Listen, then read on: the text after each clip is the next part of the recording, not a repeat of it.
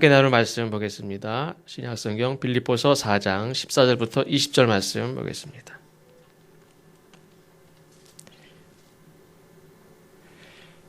빌립보서 4장 14절부터 20절입니다. 제가 봉독해 드립니다. 그러나 너희가 내 괴로움에 함께 참여하였으니 잘하였도다. 빌립보 사람들아, 너희도 알거니와 복음의 시초에 내가 마게도냐를 떠날 때에 주고받는 내 일에 참여한 교회가 너희 외에 아무도 없었느니라. 데살로니가에 있을 때에도 너희가 한 번뿐 아니라 두 번이나 나의 쓸 것을 보내었도다. 내가 선물을 구함이 아니요 오직 너희에게 유익하도록 풍성한 열매를 구함이라. 내게는 모든 것이 있고 또 풍부한지라. 에바브로디도 편에 너희가 준 것을 받음으로 내가 풍족하니 이는 받으실 만한 향기로운 제물이요 하나님을 기쁘시게 한 것이라. 나의 하나님이 그리스도 예수 안에서 영광 가운데 그 풍성한 대로 너희에게 너희 모든 쓸 것을 채우시리라. 하나님 곧 우리 아버지께 세세 무궁하도록 영광을 돌릴지어다. 아멘. 아멘. 마지막 아멘이 성경에 있어가지고 언제 아멘을 하시는지 그랬죠. 취업을 준비하는 어떤 청년이 있었는데 이 청년은 물론 신앙심이 깊고 늘 하나님을 경외하고 또 하나님 앞에 모든 앞날을 맡기고 성실하게 살아가는 사람이었는데 많은 청년들이 취업을 위해서 뭐 1년, 2년, 5년 이렇게 혹은 대학 중간에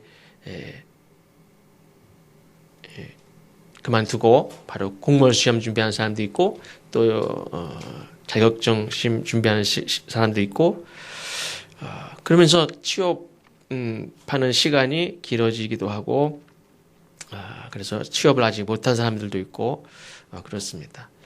이 청년도 많은 회사에 이 원서를 냈는데 아마 웬만한 회사엔 다 내서 또 내야 되는 회사들도 있고 번번이 입사하지 못하고 있는 형편이었습니다. 근데 어느 날 정말 입사하고 싶었던 어떤 회사로부터 이제 전화가 와서 인터뷰하러 와라 하는 연락을 받고 아주 너무 기쁜 마음으로 연락을 받고 가는데 그날따라 길이 너무 많이 막혀가지고 이제 운전을 직접 해서 가는데 길이 이렇게 잘 뚫리지가 않아가지고 점점점 시간은 다가오고 이런 상황 가운데 있었답니다. 아니 그런데 그 옆에 어떤 여자분이 이렇게 지나가는 사람들한테 손을 들고 도움을 요청하는데 보니까 차가 펑크가 나서 도와달라고 이렇게 요청을 하더래요. 근데 아무도 내리는 사람도 없고 왜냐면 길을 막혀서 지금 가기도 바쁜데 길이 밀려서 다 늦어지고 있는데 그거 도와주기도 어렵잖아요. 그래서 아무도 도와주지 않는다는 거예요. 그래서 이 청년도 이제 고민을 하다가 지금 아주 어렵게 내가 꼭 입사하고 싶은 그런 회사에서 연락이 와서 인터뷰하러 오라고 그래서 인터뷰하러 가는 시간이 되는데 자기도 지금 시간이 별로 없는데 저 사람을 도와줘야 되나 말아야 되나. 근데 그렇게 고민을 하고 있는 판에 시간이 지금 가도 늦을 것 같더래. 그래서 내려서 그분을 도와주는데 물론 이제 다 틀렸다. 그래서 도와준 건 아니고 어쨌든 이렇게 도와줘야 되겠다는 마음이 들어서 내려서 그분을 도와주고 이렇게 헤어지려고 그러는데 그분이 이렇게 명함을 주더래요. 그 명함을 딱 보니까 자기가 회사 입사하려고 하는 그 회사의 인사과장이더래요. 그래서 바로 합격한 건 아니고 이제 시간은 늦었는데 보니까 그분도 가야 되잖아요. 합격시켜준 건 아니고 이제 인터뷰를 할 수 있도록 기회를 준 거죠. 그래가지고 인터뷰를 하러 가고 그래서 인터뷰도 잘하고 그리고 나중에 입사를 했는데 자기가 기대했던 것보다 더 좋은 그런 이렇게 기회들이 주어졌다 하는 그런 이야기가 있습니다. 내가 이렇게 어떤 서운한 내가 힘들고 나도 바쁘고 하지만 그럼에도 불구하고 내가 누군가를 도와줬더니 즉시 좋은 일이 생겼지 않습니까? 근데 이런 일이 내가 어떤 선한 일을 했는데 즉시 이런 좋은 일이 생기느냐? 이런 일은 사실은 별로 없어요. 이거는 진짜 기가 막힌 이야기가 이렇게 사연이 소개돼서 이게 있는 거지. 이런 일이 뭐 흔하게 일어납니까? 이거는 이 사람에게만 특별히 일어난 거지. 100명 중에 한 명도 사실 이런 일이 안 일어나요. 내가 어떤 선한 일을 했는데 바로 효과가 확 나타나느냐? 그렇지 않습니다. 내가 어떤 선한 일을 했는데 당장은 아니라도 연말에 하나님이 이렇게 연말 정산하듯이 연말에 하나님이 30배, 60배, 100배 막 좋은 일을 막 주시면 통장에 막 들어오듯이 막 탁탁탁 주시면 얼마나 좋겠습니까? 근데 그런 일은 거의 없습니다. 아예 없는 건 아니죠. 왜? 하나님이 30배, 60배, 100배 약속을 하셨으니까 하나님이 주시는데 사실은 이게 우리 일상 속에서 우리가 별로 생각하지 않는 방법으로 혹은 내가 원하는 게 아닌 근데 나에겐 정말 필요한 건데 나는 전혀 의식하지 않는 여러 가지로 하나님이 주시고 사실 우리가 그걸 누리고 살고 있습니다. 오늘 사도 바울이 감옥에 갇혀서 힘들고 괴로울 때 이 빌립보 교회 성도들이 자기를 도운 거, 자기를 도왔던 그것을 잘한 일이다 이렇게 말하면서 또 하나님이 기뻐하시는 일이고 하나님이 기뻐받으시는 예물이다. 이렇게 격려도 하고 칭찬도 하는 그런 말씀이 나옵니다. 그래서 하나님께 이 향기로운 제물은 이 제단에 바치는 제물만이 아니라 남을 돕는 일도 남이 어려울 때 돕는 일도 하나님을 기쁘시게 하는 일이고 하나님이 기뻐받으시는 예물이 된다. 그래서 남을 돕는 거 선한 일을 하는 것은 참 중요한 일이고 그냥 좋은 일이 아니라 하나님이 기뻐하시는 일이고 하나님 기뻐하시는 예물과 같은 그런 귀한 일이다. 이런 것을 사도 바울은 자기 지금 경험을 가지고 말씀을 합니다. 그런 의미에서 우리는 오늘 세 가지를 말씀을 드리는데 하나는 주는 자가 되어야 된다. 할 수만 있으면 주는 자가 되어야 됩니다. 우리가 도움을 많이 받고 살지만 태어나면서부터 우리가 부모든 이웃이든 선생님이든 이웃이든 누군가의 도움을 받고 우리가 살아갑니다. 우리가 농사 안 짓는 분들은 우리가 먹는 거 다 농사 지은 사람들 덕분에 우리가 먹고 사는 거죠. 내가 돈 냈는데 그게 무슨 도움이야? 내가 정당하게 거래한 거지. 그렇지 않죠. 누군가의 농사 짓는 사람들이 있고 또 내가 뭐가 만들었으면 그걸 만든 걸 가지고 누가 그게 서로에게 도움이 되는 거지. 남의 도움을 받고 삽니다. 근데 도우며 사는 것이 참 행복한 일이고 또 돕는 그런 삶이 복된 일인 줄로 믿습니다. 그래서 우리는 반드시 돕는 자가 되어야 되는데 어떤 사람이 성공한 사람이냐? 지위가 높아진 사람이 성공한 것이 아니라 내가 누가를 돕고 있다면 그 사람이 바로 성공한 사람인 줄로 믿습니다. 그리고 그게 누군가를 돕고 있다면 자기 인생에서 그것만큼 감사한 일이 없는 거예요. 사실은요. 누군가를 내가 돕고 있다면 그것이 가장 하나님 앞에 감사한 일이다. 이 사도 바울이 쓴 편지든지 사도 바울 쓴 이런 성경 말씀 보면은 거기에서 예수님 말씀을 직접 인용한 말씀이 거의 없어요. 왜 그런가 그냥 제 혼자 생각을 해봤는데 정확하지는 않지만 이 사도 바울은 예수님의 12제자가 아니에요. 그리고 나 사도 된 바울은 그랬을 때 야, 사도면 12사도가 사도지 네가 왜 사도야? 예수님께 직접 말씀을 듣고 직접 말씀을 배우고 함께 먹고 함께 배우고 함께 자고 함께 굶주리기도 하고 했던 저 12사도들이 사도지 네가 무슨 예수님에게 배운 적도 없고 들은 적도 없고 같이 본 적도 없는 놈이 무슨 사도야. 아마 그래서 예수님의 말씀을 직접 인용을 하는 것들을 좀 많이 하지 않았나. 왜 그러면 실제 예수님의 제자들이 이미 예수님의 직계 제자들이 예수님과 함께 먹고 듣고 배우고 했던 그 제자들이 이미 예수님의 말씀을 계속 인용하면서 많이 가르치고 있어요. 자기는 직접 배운 적도 없고 한 사람이기 때문에 예수님의 말씀을 마치 들은 사람인 척 그걸 계속 인용해서 쓰는 것은 제자들이 없다면 모르지만 거의 같은 동시대에 이렇게 살면서 마치 예수님에게 들은 것 같이 예수님의 말씀을 막 인용하는 것 좀 아니라고 생각했는지 그래서 예수님의 말씀을 인용한 경우가 거의 없습니다. 대신 이 사도 바울은 예수님이 하신 말씀을 이렇게 예수님이 이런 말씀을 하셨어 이렇게 전하는 방식이 아니라 예수님 자체를 전했어요. 예수님 자체를. 예수님을 우리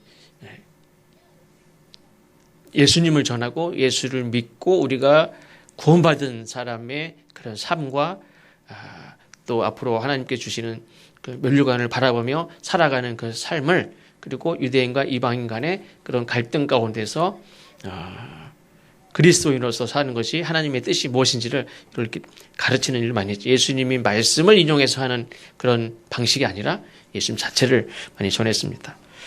근데 이 사도 바울이 유일하게 예수님이 하신 말씀, 정확하진 않은데 거의 유일하게 예수님 말씀을 인용한 말씀이 뭐냐면 사도행전 20장 35절 말씀입니다. 주 예수께서 친히 말씀하신 바 주는 것이 받는 것보다 복이 있다 하심을 기억하여야 할지니라. 예수님 말씀을 인용한 유일한 말씀인데 그 말씀이 주는 것이 받는 것보다 복이 있다 하심을 기억해야 된다. 이 말씀을 인용해서 사도 바울이 말했습니다. 많은 사람들은 받는 거 행복하다고 하지만 아니다. 받는 것보다 주는 것이 복되다. 예수님이 말씀하셨다. 기억해라. 우리가 주는 자가 되어야 될 줄로 믿습니다. 근데 주기만 하면 되느냐? 아니죠. 받는 것도 잘해야 되죠. 주는 거, 받는 것을 잘해야 된다. 인생에 다 그렇습니다. 이 주고 받는 이것은 순환이죠. 그냥 계속 자연스럽게 이루어져야 됩니다. 이건 사람들 간의 관계도 물론이고 자연의 질서가 다 그렇습니다. 땅에 뿌리를 내리고 살아가는 나무들도 땅이 공급하는 영양분을 받고 자라고, 그 나무는 1년에 한 번씩 나뭇잎을 땅에다 다 떨어뜨려서 차곡차곡 쌓고 켜켜켜켜 쌓여서 맨 밑에는 썩으면서 다 또 그 땅의 영양분으로 공급을 합니다. 근데 그런 자연 속에서 누구 하나 서로 받기만 하고 한번 안 준다. 안 주기 시작하면 다 서로 살아남지 못합니다. 자연의 생태계가 다 그렇습니다. 모든 자연은 받고 또 나는 주고, 받고 나는 주고, 이것을 자연스럽게 생각하고 자연스럽게 다 그게 이루어지고 있죠. 줄 것은 주고 받을 것은 받고, 줄 건 주고 받을 것에 대해서 욕심내지 않아요. 그냥 필요한 만큼 받고 줄 것 다 주고. 그런데 이 땅에서 유일하게 사실 주는 건 별로 없으면서 받을 것만 생각하고 욕심을 내고, 심지어는 이 황금알을 낳는 거위 잡아가지고 배를 갈르듯이 땅에서 땅을 파엎고 굴을 파서 캐내고 울창한 숲을 이루는 그 나무들 다 베서 사용하고 하는 그런 존재는 지구상에서 인간밖에 없어요.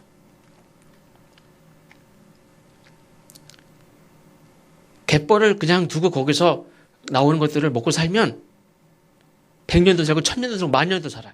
근데 그걸 막아가지고 공장을 지면 얼마나 못 살아요. 저게 그 북유럽 이런데 이런 해안가가 이렇게 굴곡이 많이 진 그런 나라들, 옛날에 이게 방조제를 많이 써서 간척하는 것들을 우리가 배워가지고 간척을 많이 했죠. 근데 그 나라는 지금은 그 방조제를 또 다 없어요. 지금 다 갯벌로 다시 만들어요. 왜? 그게 1000년, 10,000년 사는 방법이에요. 후손들이 계속 살 수 있는 길이. 근데 그걸 방조제를 만들어 땅을 넓혔는데 그다음부터는 나오는 게 없어요. 다 모든 해산물을 다 사 먹어야 돼 이제.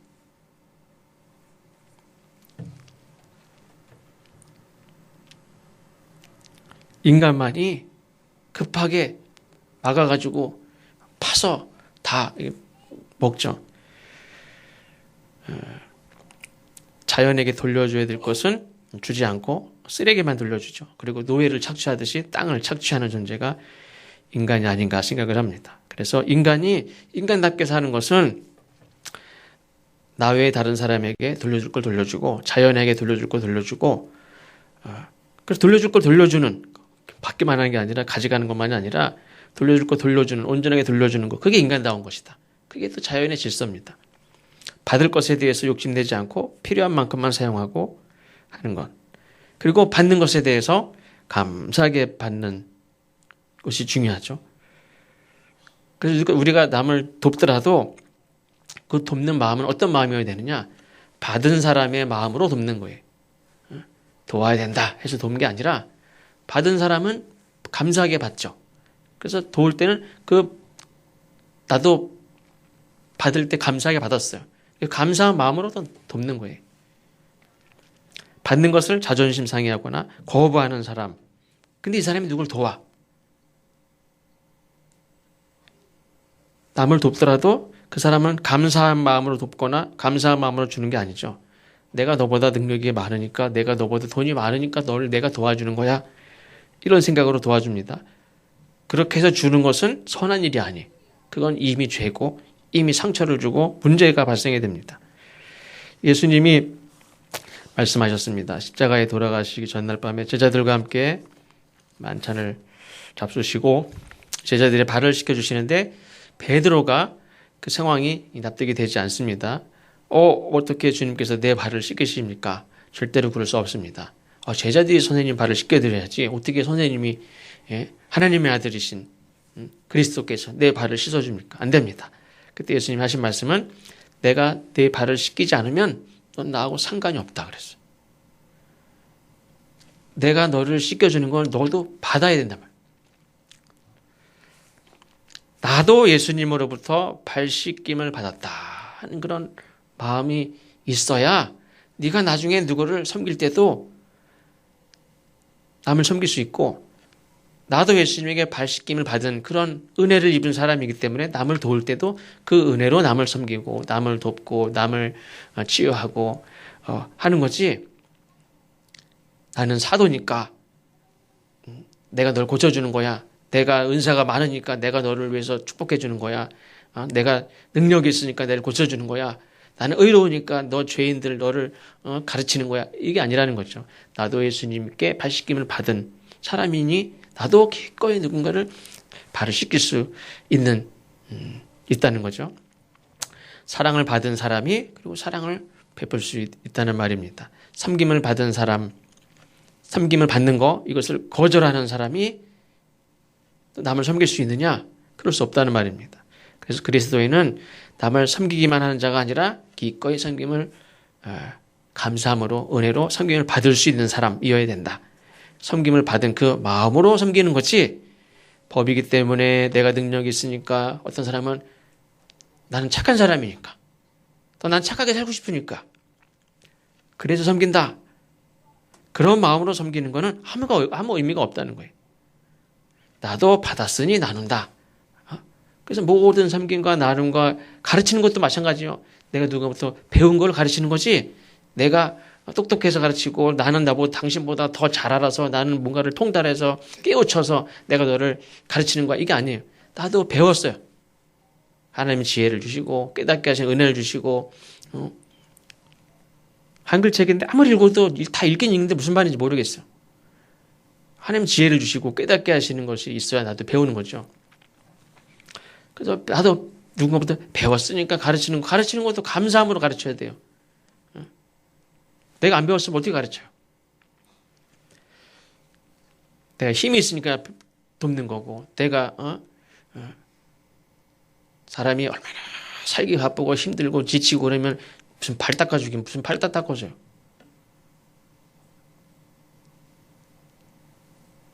자주 하진 않는데 제가 가끔 저희 아내 발 마사지를 많이 해주거든요.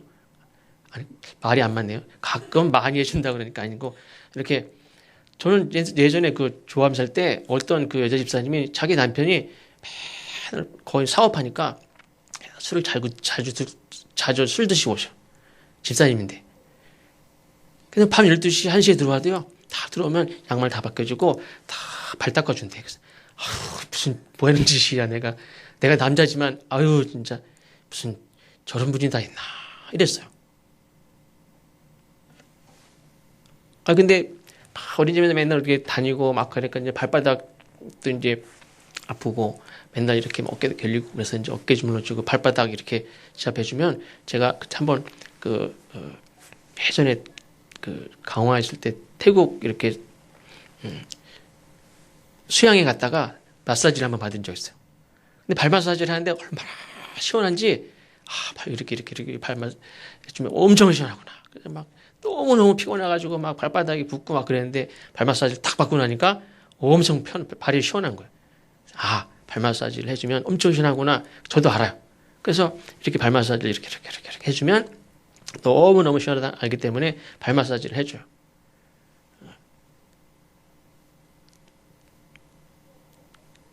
근데 그것이 내가 착하니까 내가 해줘야 되니까 뭐 그게 아니에요.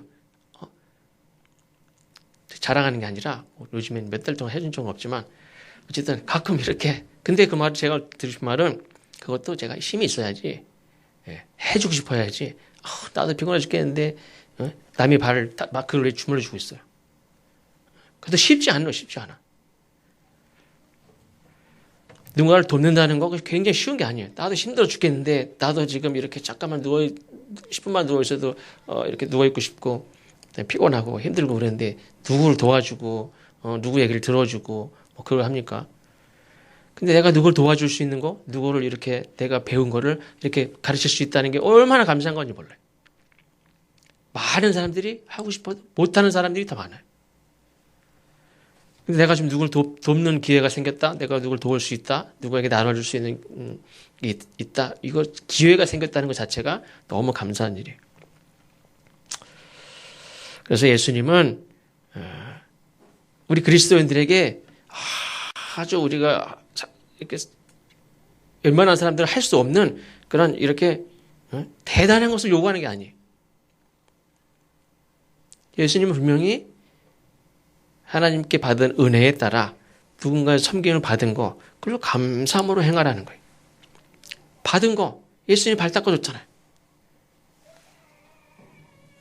내가 남 발 씻어주는 거, 그거 못해요? 그게 굉장히 어려운 일인가요? 예수님은 제자들에게 엄청 어려운 걸 요구하지 않았어요. 내가 받은 것만큼 하는 거예요. 받은 것만큼. 근데 어떤 사람은 착한 일을 하고는 잠언 9장 17절 말씀에 보면 가난한 자를 불쌍히 여기는 것은 여호와께 구워드리는 것이니 그의 선행을 그에게 갚아주시리라 하는 이 말씀을 어떻게 이걸 딱 알고 그래? 그러면 내가 하나님 갚아주신다 그랬지. 내가 선행을 베풀어야겠다. 그래서 선행을 베푼 걸 다 적어놔.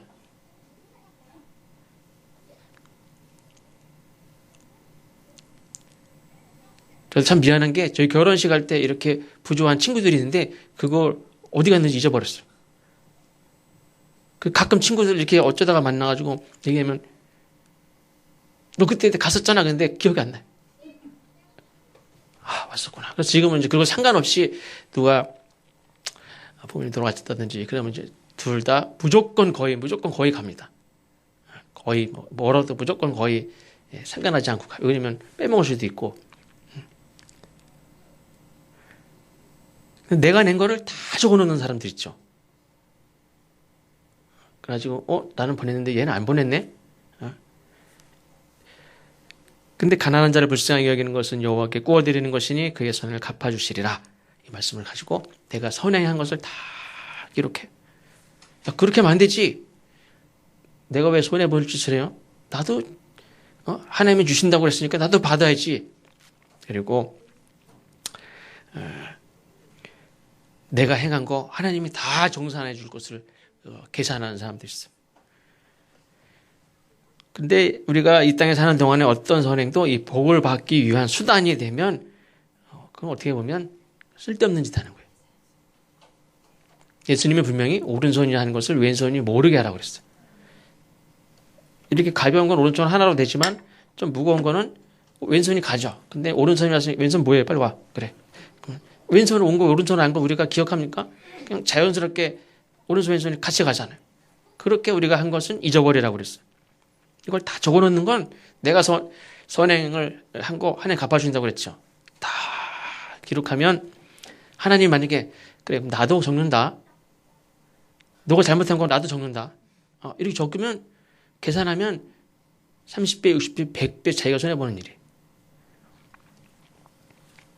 그래서 그리스도인들은 하나님께 받은 은혜에 받는 것을 감사함으로 세상을 섬기고 나누며 사는 것이지 받을 것을 생각해서 투자하듯이 선행을 베푸는 것은 아니다. 그래서 사실 이 잠언 말씀은 갚아주신다 하는 말씀은 사실 자기도 어려운 중에 불쌍한 자를 돕는 사람들 있죠. 이 사람들을 위로하고 격려하고 상을 주시는 거지 받을 것 생각해서 나누어주는 사람. 그건 이미 틀린 거죠. 세 번째로는 우리가 이렇게 주는데 주의할 것은 형식적으로 주는 거. 형식적인 것이 되면 안 된다. 이것은 예수님도 아주 단호하게 책망하신 내용입니다. 바리새인들도 그런 불이었기 때문에 예수님이 아주 책망을 많이 하셨습니다. 철저하게 율법을 하나님의 말씀을 잘 지키려고 노력했던 사람들이고 경건하게 살려고 노력했던 사람들이지만 치명적인 문제가 있는데 그것은 자기의 선행과 경건을 드러내고 인정받고 자랑하고 하는 것에 사실 그것 때문에 하는 겁니다. 예를 들면 누군가 불쌍한 사람을 이제 바리새인들이 돕는데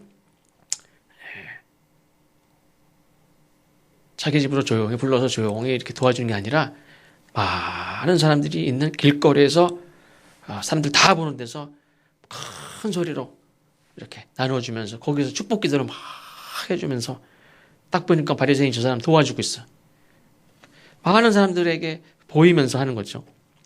예수님이 말씀하신 그 선한 사마리아인의 비유가 있죠. 어떤 사람은 이 얘기를 이렇게 얘기하는 사람도 있어요.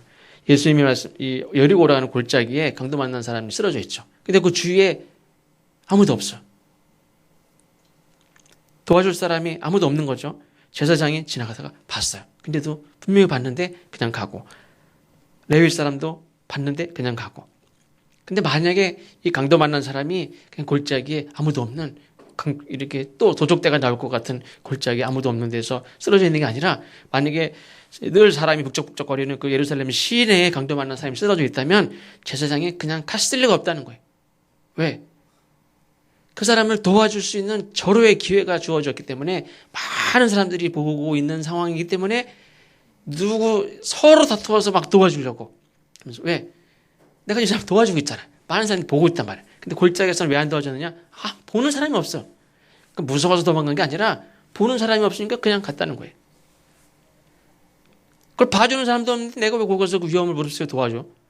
그거는 쓸데없는 짓이에요. 근데 많은 사람들이 보고 있는 데서는 그냥 막 땀을 흘리면서 걷어붙이고 도와줄 수 있어요. 많은 사람들이 보고 저 사람 강도 만난 사람 도와주네. 이런 인정을 받을 수 있는 기회이기 때문에 별것도 아닌 거 가지고 아주 사소한 선행을 가지고 뭘 살려고 합니까? 뭘 얻으려고? 명예를 얻으려고. 이거는 본전도 아니고 손해보는 거예요. 오히려 이거 해로운 일이.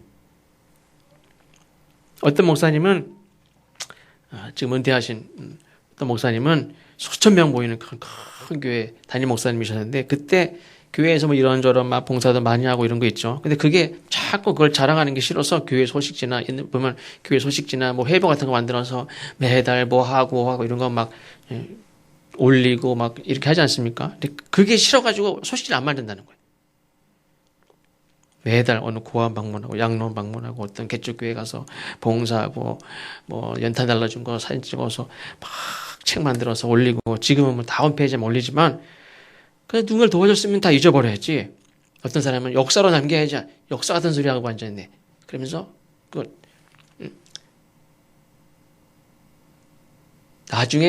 나중에 후손들이 그거 보고 우리 교회 성도님들이 우리 교회 어머님들이 우리 교회 신앙의 선배들이 이런 일도 하셨구나. 우리도 해야 되겠구나.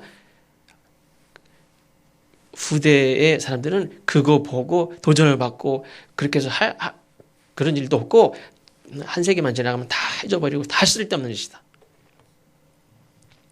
정말 누굴 돕고 나누고 헌신하는 사람들은 그때 하나님의 말씀을 듣고 은혜 받고 도전 받은 사람들이 나가서 돕고 하지 그 역사에 남은 사진 봤다고 기록을 봤다고 가서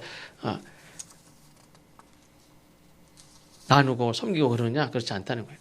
그걸 가지고 우리 교회가 이런 일 했다 이런 역사가 있다 자랑하지 자기는 안 해요 사실.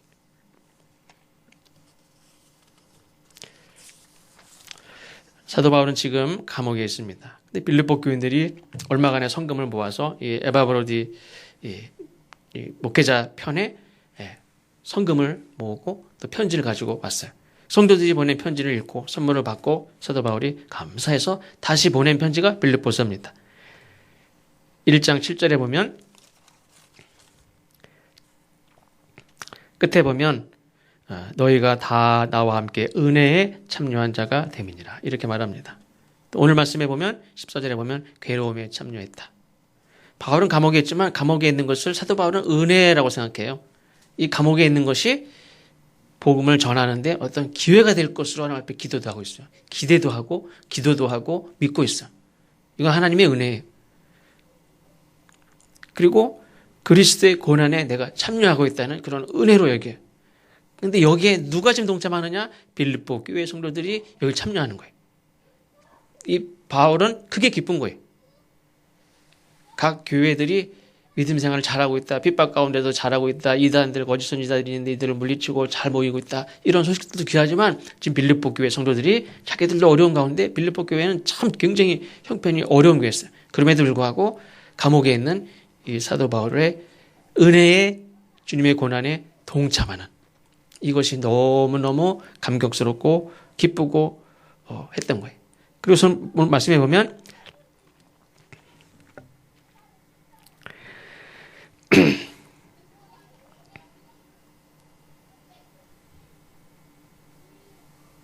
15절 끝에 보면 내가 마게도냐를 떠날 때 주고받는 내 일에 참여한 교회가 너희 외에 아무도 없었다.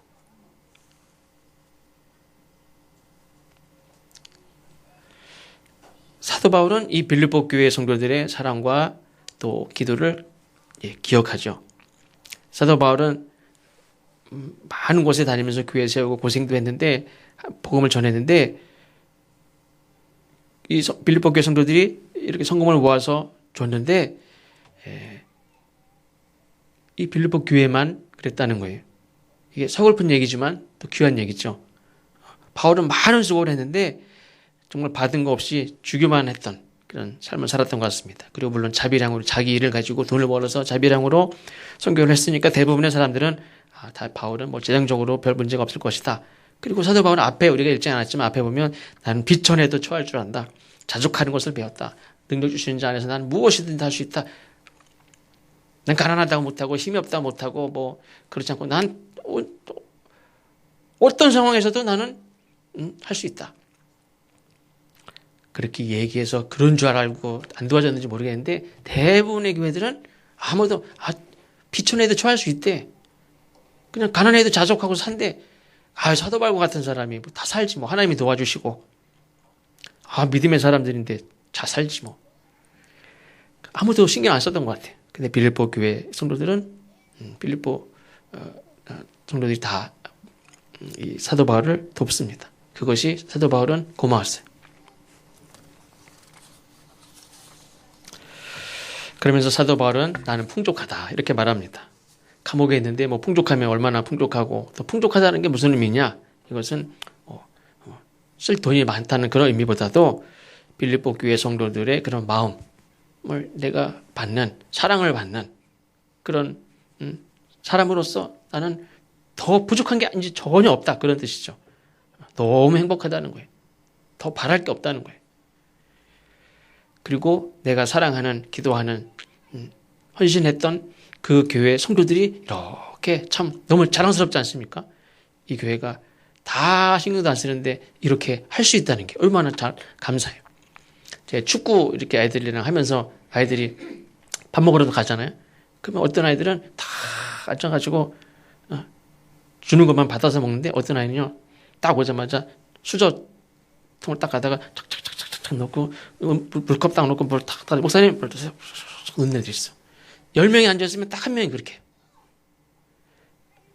이거는 평소에 하지 않았으면 못하는 거죠. 얘 중학교 1학년밖에 안 되는데 얘 참 대단하다. 요즘에 보기 힘든 애들이.